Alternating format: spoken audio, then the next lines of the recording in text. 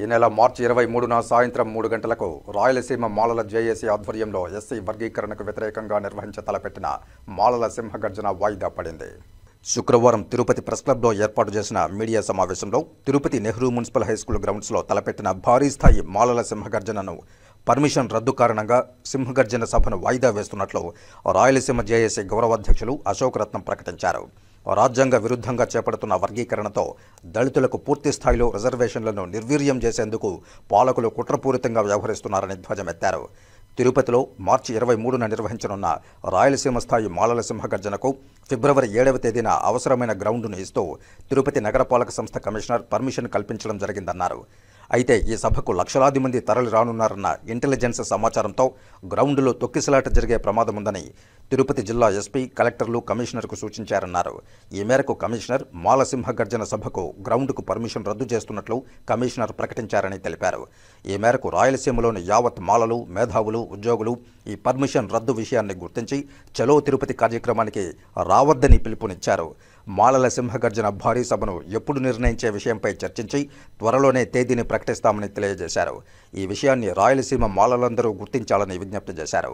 ఈ మీడియా సమావేశంలో దళిత నాయకులు దుగ్గాని జయరాం, తాళ్లపాక రాము, యనమల రాజకుమార్, కె మురళి, సుబ్రహ్మణ్యం, ఉమామహేశ్వర్ పాల్గొన్నారు. సాయంకాలం 4 గంటలకు ఇచ్చిన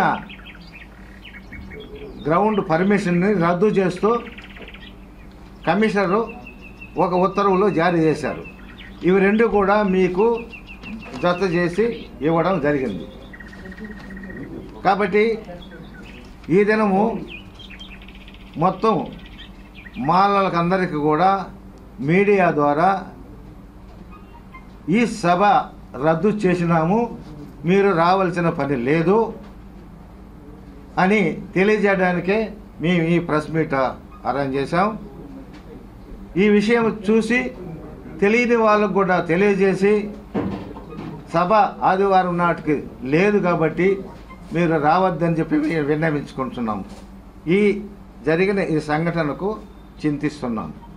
మీకు ఈ కార్యక్రమం రద్దు కాబడినదని చెప్పేదానికి మేము చాలా విచారంగా చింతిస్తూ ఉన్నాము.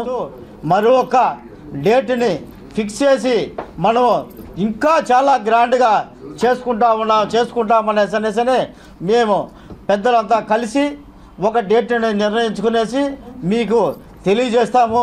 మీరు ఇంకా మరింత ఉత్సాహంతో తిరుపతికి రావాలనేసని ఈ జైభీములతో మిమ్మల్ని అందరూ కూడా వెల్కమ్ చెప్తాము. మళ్ళీ ఒకసారి మేము తదుపరి రోజును, డేటును పెద్దలందరూ నిశ్చయించిన తర్వాత మళ్ళీ మీకు తెలియపరుస్తాం. ఆంధ్రప్రదేశ్లో ఉన్న మాలలు, తెలంగాణ మాలలు అందరూ రేపు జరగబోయే తిరుపతి రాయలసీమ మాలల సభను గొప్ప విజయవంతం చేస్తారని భావిస్తూ చాలా తక్కువ వస్తారనేటువంటిది ఉండింది. ఇంటెలిజెన్స్ ద్వారా చాలా లక్షలాది మంది తరలి వస్తారని, ఇక్కడ ఈ గ్రౌండ్ చాలదు, తొక్కిసలాడతో ఇబ్బందులు పడతారనే అభిప్రాయంతో వాళ్ళు అడ్మినిస్ట్రేటివ్ గ్రౌండ్స్ అని రద్దు చేశారు. దీనివలన ఇక్కడ ఉన్నటువంటి వాళ్ళకి దాదాపు 8 నుంచి 10 కోట్ల రూపాయలు నష్టం జరిగిందని మీ ద్వారా తెలియజేస్తాం.